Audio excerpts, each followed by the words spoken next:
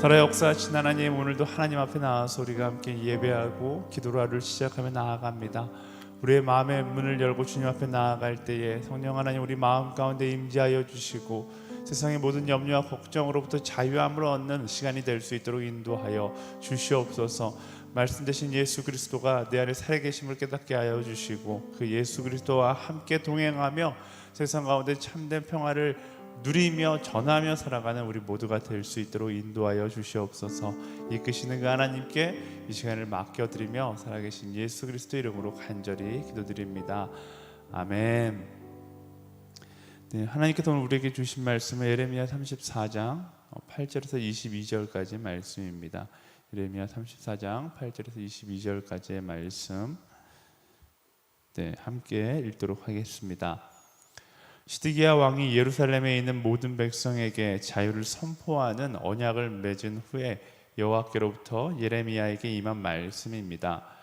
그 언약은 모든 사람이 각자 자기의 히브리 사람인 남녀 종들을 해방시켜 어느 누구도 그 형제 유다 사람을 그들의 종이 되게 하지 않는다는 것이었습니다.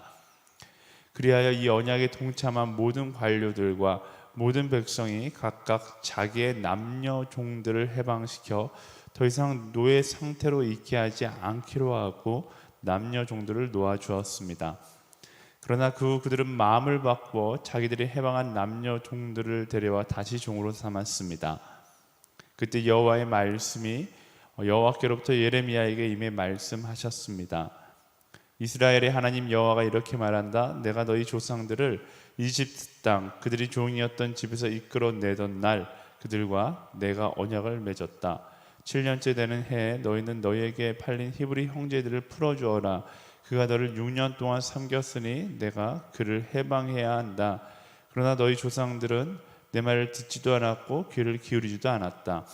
최근에 너희는 회개를 하고 내 눈앞에 옳은 일을 했다. 너희 각자가 자기 이웃에게 자유를 선포했다. 그리고 너희가 내 이름으로 불리는 집에서 내 앞에서 언약을 맺었다. 그러나 너희가 또 돌이켜 내 이름을 더럽혔다. 그들 마음에 원하는 대로 가도록 너희가 해방시켜 준 그 남녀 종들을 너희가 다시 데려왔다.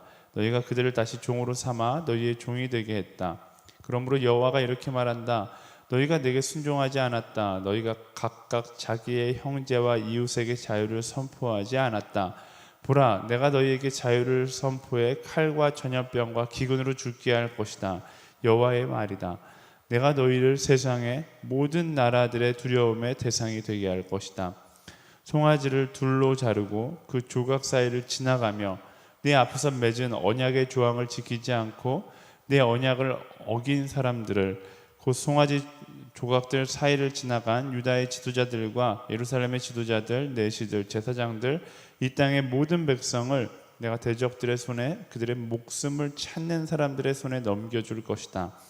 그들의 시체가 공중의 새들과 땅의 짐승들의 먹이가 될 것이다. 내가 유다 왕 시드기야와 그의 관료들을 대적들의 손에, 그들의 목숨을 찾는 사람들의 손에, 그리고 너희들에게서 물러간 바벨론 왕 군대의 손에 넘겨줄 것이다. 여호와의 말이다. 보라, 내가 명령을 내려 그들을 이 성읍으로 돌아오게 할 것이다. 그들이 이 성읍을 공격해서 취하고 불로 태울 것이다. 그러면 내가 유다의 성읍들을 폐허로 만들 것이니 그곳에 아무도 살지 못할 것이다. 아멘. 제가 기도하고 함께 말씀 나누겠습니다. 사랑하는 주님, 이 시간 하나님의 말씀을 우리가 함께 나눌 때에 이 말씀 가운데 하나님의 음성을 듣게 하시고 깨닫게 하시고 깨달은 대로 살아가는 용기를 허락하여 주시옵소서. 사랑하는 예수님의 이름으로 기도합니다. 아멘. 하나님의 관계 가운데 하나님께서 항상 중요하게 여기시는 것이 한 가지 있다라면 그건 바로 약속이 아닐까 싶습니다. 바로 그 약속의 이행이 바로 하나님을 믿는다는 것의 행위이기 때문에 그렇죠. 그래서 하나님께서 에덴 동산을 창조하시고 아담과 하와에게 약속하시잖아요. 그리고 이스라엘 민족이 이집트에 나와서 가나안 땅에 들어갈 때도 하나님은 약속을 강조하십니다. 왜냐하면 하나님께서 아무리 축복을 내려주셔도 그 약속을 지키지 못한다라면 그것은 더 이상 축복이 아니라 저주이기 때문에 그렇습니다. 그래서 레위기하고 신명기가 온통 규율로 보이는 것은 약속으로 가득한 것이죠. 하나님께서 약속을 중요하게 여기시고 그 약속은 하나님을 위한 것이 아니라 결국 믿음을 갖는 하나님의 백성들을 위한 것인 거죠. 하지만 하나님께서 이 약속을 우리에게 주심으로 인해서 가장 중요한 포인트는 우리가 하나님의 축복을 축복으로 누리기를 원하신다라는 것입니다. 그런데 우리는 욕심을 내세워서 그 약속을 파괴하고 약속에 대해서 오해하고 있는 것이 있는데, 그게 바로 하나님의 은혜가 그 약속 가운데 숨겨져 있다라는 거예요. 조금만 생각해 보면 알 수 있어요. 하나님은 사실 약속이 필요 없는 분이십니다. 그런데 우리를 사랑하시기 때문에 약속하고 은혜를 베푸시는 것이죠. 마치 자녀를 키우는 것과 마찬가지인 것 같아요. 저에게 딸이 하나 있는데 딸에게 그런 약속을 많이 해요. 책을 5권 읽으면 아빠가 뭐 선물 사주겠다. 엄마 오늘 무슨 엄마를 도와주면 내가 뭘 해주겠다. 이런 약속을 많이 해요. 근데 사실 저는 자녀에게 선물을 줄 의무가 없습니다. 그가 책을 5권 읽든 읽지 않든 크게 상관없지만 저는 딸을 사랑하기 때문에 이런 약속을 하는 것이죠. 그것이 하나님의 마음이 아닐까 싶습니다. 하나님은 우리에게 어떤 것을 주실 의무가 없으세요. 하지만 그 약속을 통해서 그 사랑을 보여주시기를 원하시는 것이죠. 오늘 말씀에 보면요, 약속을 굉장히 쉽게 생각하는 사람들이 등장합니다. 바로 시드기야와 그 땅의 백성들인데요. 9절부터 11절까지 말씀 함께 읽어볼까요? 그 언약은 모든 사람이 각자 자기의 히브리 사람인 남녀 종들을 해방시켜 어느 누구도 그 형제 유다 사람을 그들의 종이 되게 하지 않는다는 것이었습니다. 그리하여 이 언약에 동참한 모든 관료들과 모든 백성이 각각 자기의 남녀 종들을 해방시켜 더 이상 노예 상태로 있게 하지 않기로 하고 남녀 종들을 놓아주었습니다. 그러나 그들은 마음을 바꾸어 자기들이 해방한 남녀 종들을 데려와 다시 종으로 삼았습니다. 아멘. 시드기야 왕은 예루살렘의 모든 백성에게 자유를 선포합니다. 그래서 종으로 살던 사람들을 다 해방시켜 주는 거죠. 사실 율법에 의해서 종이 된 지 7년이 되면 이처럼 자유를 얻게 되어 있었어요. 모처럼 말씀을 따르는 행위를 한 것이죠. 약속을 지킨 거예요.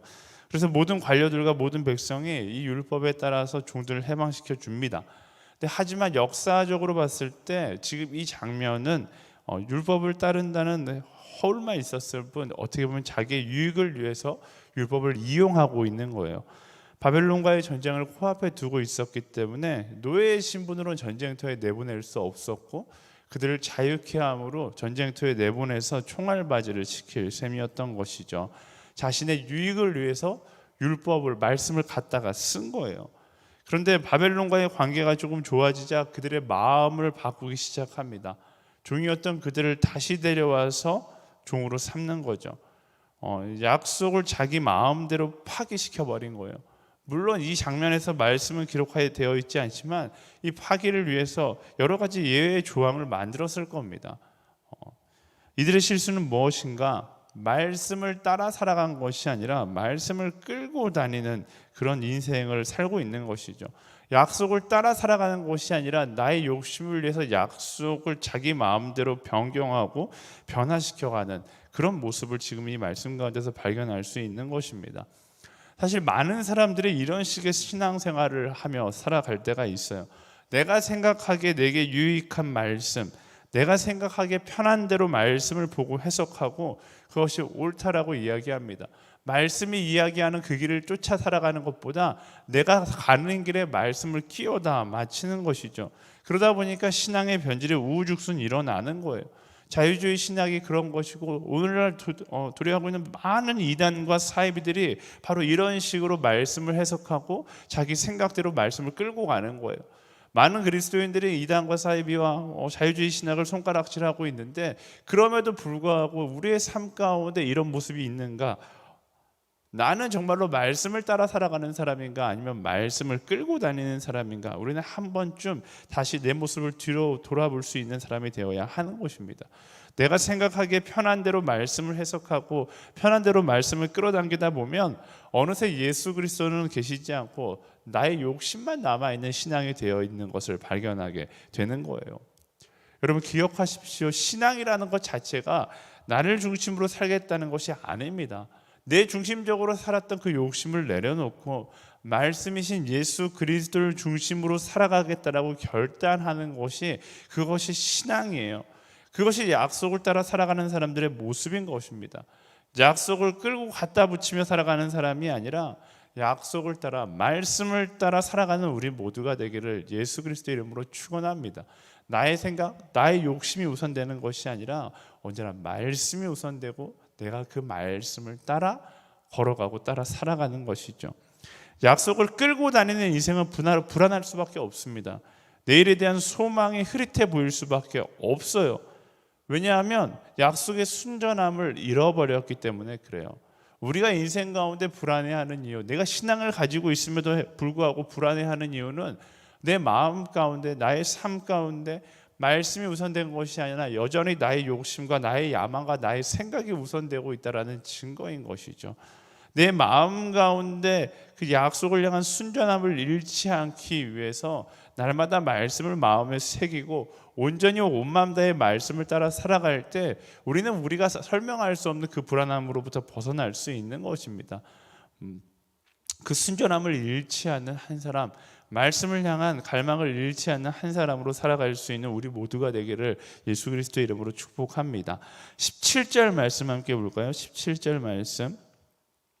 그러므로 여호와가 이렇게 말한다. 너희가 내게 순종하지 않았다. 너희가 각각 자기 형제와 이웃에게 자유를 선포하지 않았다. 보라, 내가 너희에게 자유를 선포해 칼과 전염병과 기근으로 죽게 할 것이다. 여호와의 말이다. 내가 너희를 세상의 모든 나라들의 두려움의 대상이 되게 할 것이다. 아멘. 기억해야 하는 것은 나의 기대와 다르게 하나님은 약속에 대해 흔들림이 없으신 분이다 라는 겁니다. 내가 하나님이 이런 분이다 아무리 입으로 이야기해도 하나님은 변함없으신 분이다 라는 거예요. 내가 하나님 내가 이 약속을 지키려고 했는데 이러이러해서 못 지켰습니다. 이해하시죠? 이렇게 하나님을 설득하는 것처럼 보이지만 우리의 논리로는 하나님을 설득할 수 없어요. 하나님 앞에서 약속의 변질은 곧 약속의 불이행이 될 뿐인 것입니다. 말씀은 뭐라고 이야기해요? 약속을 불이행했을 때 하나님은 더 이상 보호하는 분이 아니라 두려움의 대상이 된다라고 이야기하고 있는 거예요. 여러분, 성경에는 중간 단계가 없습니다. 이분법이에요. 약속의 편에 서지 않으면 결국 하나님의 반대편에 서는 것입니다. 제가 이렇게 이야기하면 두렵죠. 하나님이 너무한 것처럼 느껴질 수 있습니다. 사람이 어떻게 완전합니까? 완전하지도 못할 수 있는데 너무 째째하게 보시는 거 아닙니까? 이런 생각이 들 수 있죠. 하지만 그런 생각이 든다라는 건 죄송하지만 이른바 마음 가운데, 대학생들이 많이 쓰는 용어지만 캥기는 것이 있는 거죠. 그렇게 생각할 시간에 온전히 하나님 편에 서기 위해서 노력하는 선택을 하는 것을 축복합니다. 그것이 지혜예요. 하나님 너무하신 거 아닙니까? 하나님 너무 잔인한 거 아닙니까? 사랑의 하나님이라고 해서 어떻게 이럴 수 있습니까? 이 이야기를 하나님 앞에 토해내는 것보다 오히려 내가 그 사랑의 하나님의 편에 서기 위해서 몸부림치는 것이 훨씬 더 중요하다라는 것입니다. 인생은요, 우리 마음 가운데 거리낌이 있다면 딱 한 가지밖에 없어요. 하나님의 관계에서 마음의 거리낌이 있는 거예요. 이 거리낌이 왜 있지? 내가 하나님의 말씀을 따라 살아가지 않기 때문에 내 마음 가운데 거리낌이 있는 것이죠. 우리가 참된 신앙이라는 것은 그 마음의 거리낌을 합리화시키는 것이 아니라 그 마음의 거리낌을 지어나가는 것이 참된 신앙의 모습인 것입니다. 온전치 않은데 계속해서 그 길을 가려고 하는 것은 너무나 어리석은 선택이에요. 내가 아무리 합리화한다고 해서 그것이 진리가 되는 것이 아닙니다. 하나님께서 납득한다 이렇게 말씀하시는 분이 아니다라는 거예요. 착각하지 마세요. 우리는 내가 편한 것이 진리라는 포스트 모더니즘적 사고를 하면서 살아갈 때가 너무나 많은데요. 저는요, 마지막 날 이 포스트 모더니즘적 논리는 아무런 설득력이 없을 것이라고 확신합니다. 결국 나의 죄성에 속아서 하나님의 창조 섭리를 무시한 채 살아가는 것에 불과하다라는 거예요. 내가 100번, 아니 100명이, 1000명이, 10,000명이, 아니 전 세계가 이것이 옳다라고 이야기해도 하나님께서 옳지 않다 이야기하면 옳지 않은 거예요. 말씀엔 다수결이 없습니다. 그가 말씀하시면 그것이 곧 진리인 것이죠. 아무리 내가 논리적이고 말주변이 좋다 해도 하나님을 설득할 수 없다라는 사실을 여러분 기억해야 하는 것입니다.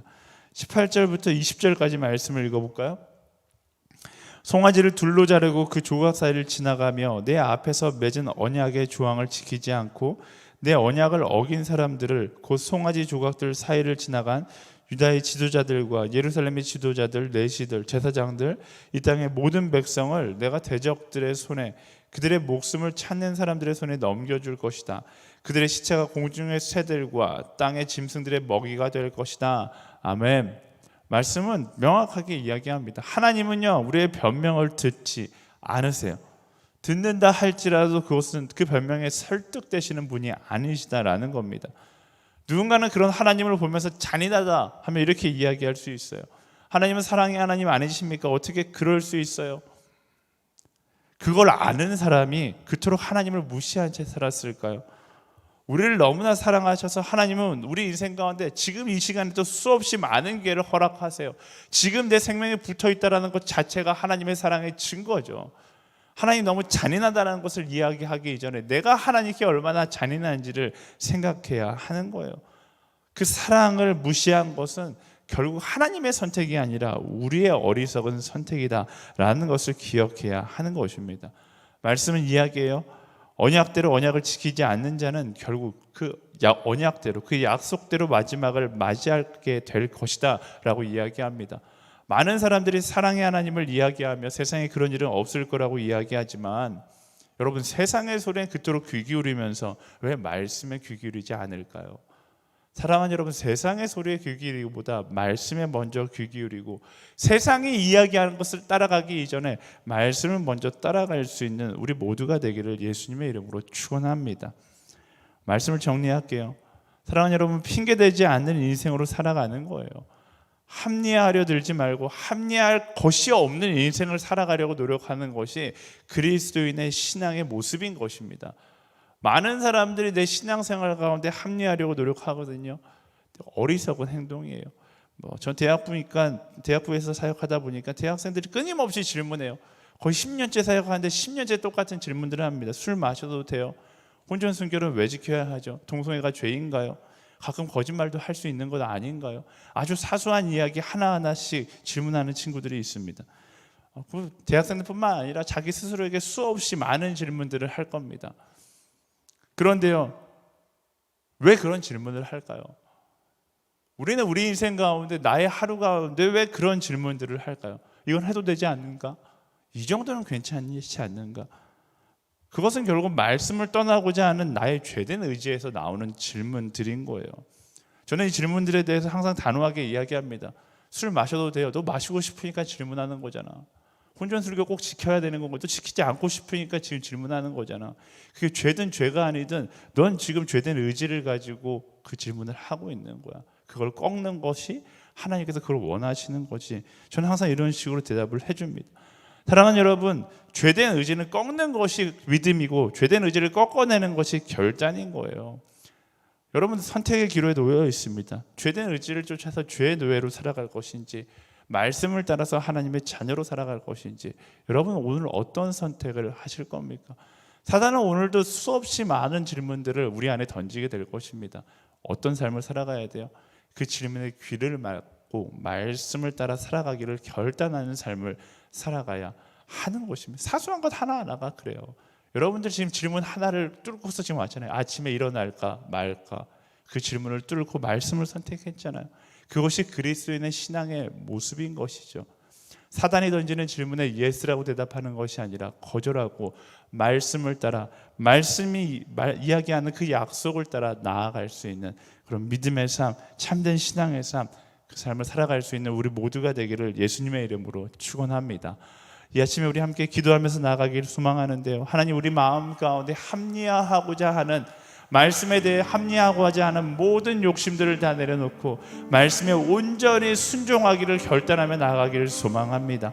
나의 생각을 따라 말씀을 끌어당기는 인생이 아니라 말씀을 따라 나의 삶을 바치는, 말씀을 따라 나의 삶을 이끌어가는 그런 우리의 삶이 되게 하여 주시옵소서. 내가 중심이 아니라 하나님이 중심이며 나의 욕심이 중심이 아니라 말씀이 중심임을 기억하고 그 중심된 말씀을 쫓아 살아가는 우리의 삶이 되게 하여 주시옵소서. 우리 함께 간절히 기도하며 나아가도록 하겠습니다.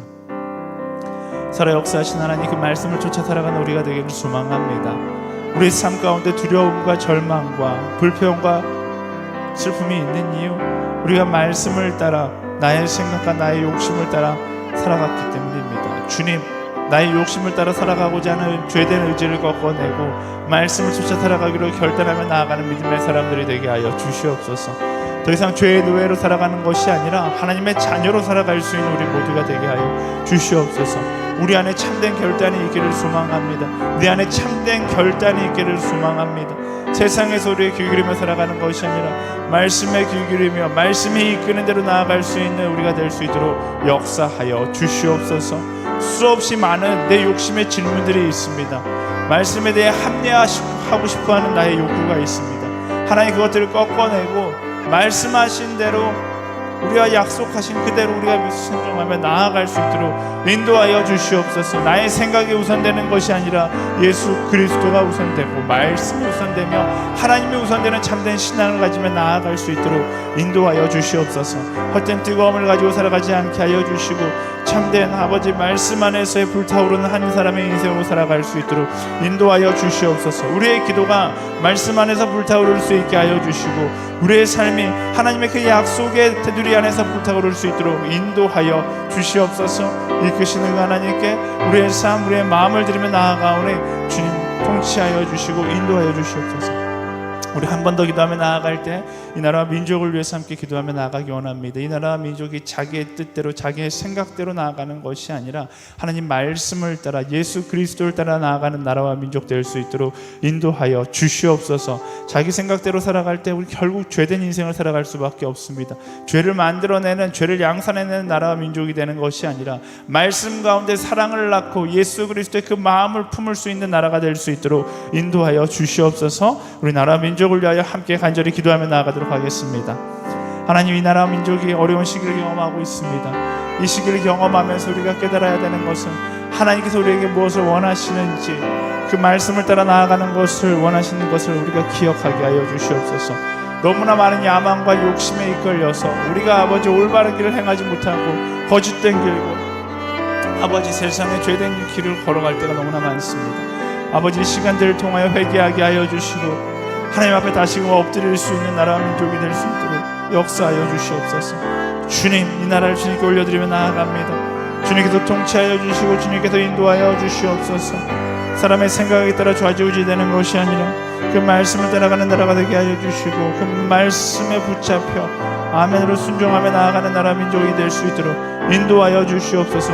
죄된 의지를 쫓아 나아가는 것이 아니라 하나님, 그 말씀이 이야기하는 참된 진리를 쫓아 나아갈 수 있도록 인도하여 주시옵소서. 너무나 많은 사람들이 타협하기 원하고 너무나 많은 사람들이 자신의 생각을 따라 나아가기를 원하는 시대 가운데 살고 있습니다. 이 시대 가운데 참된 진리가 무엇인지 깨달아 알게 하시고 아버지 그것을 쫓아 살아갈 수 있도록 인도하여 주시옵소서. 포스트 모더니즘 사회 가운데 결국 내가 원하는 것이 진리라고 치부하고 그것이 옳다라고 이야기하는 사람들의 어리석음을 깨달아 알게 하여 주시고 그 어리석음으로부터 벗어나 말씀을 따라 하나님 참된 진리를 쫓아 살아갈 수 있는 우리가 될 수 있도록, 이 시대가 될 수 있도록 주님 역사하여 주시옵소서. 성령의 바람이 불어와 이 시대 가운데 말씀을 따라 살아가는 자들로 서게 하여 주시며 그로 인하여 살아나게 하시고 그로 인하여 예수 그리스도를 바라보게 하여 주시옵소서. 살아 역사하신 하나님, 오늘 아침 우리의 삶을 돌아보며 나아갑니다. 헛된 것을 바라보면서 그것이 진리라고 이야기하며 살아갈 때가 너무나 많습니다. 나의 욕심을 위하여 말씀을 합리화하려는 그런 죄된 의지를 우리 안에 발견할 때가 너무나 많습니다. 우리의 어리석음을 용서하여 주시고 다시 말씀으로 돌아가 말씀을 따라 살아가기로 결단하는 우리 모두가 될 수 있도록 인도하여 주시옵소서. 하나님을 향한 원망 이전에 내가 과연 하나님께서 기뻐하는 삶을 살아갔는가, 내가 말씀을 따라 그 약속을 따라 살아갔는가를 뒤돌아볼 수 있게 하여 주시고 어제의 내일에 대해서 회개하게 하시, 어제의 오늘에 대해서 회개하게 하시며 오늘 새롭게 그 약속을 따라 나아갈 수 있는 믿음의 사람들이 될 수 있도록 인도하여 주시옵소서. 세상의 헛된 질문 앞에 노라고 대답할 줄 아는 사람이 되게 하시고 그 약속 앞에 순종하며 나아가는 한 사람으로 살아가게 하여 주시옵소서. 이끄시는 그 하나님께 나의 하루 나의 인생을 맡겨드리며 살아계신 예수 그리스도 이름으로 간절히 기도드립니다. 아멘. 여러분이 있는 그 자리에서 계속해서 기도하면서 하루를 시작하도록 하겠습니다. 기도하시겠습니다.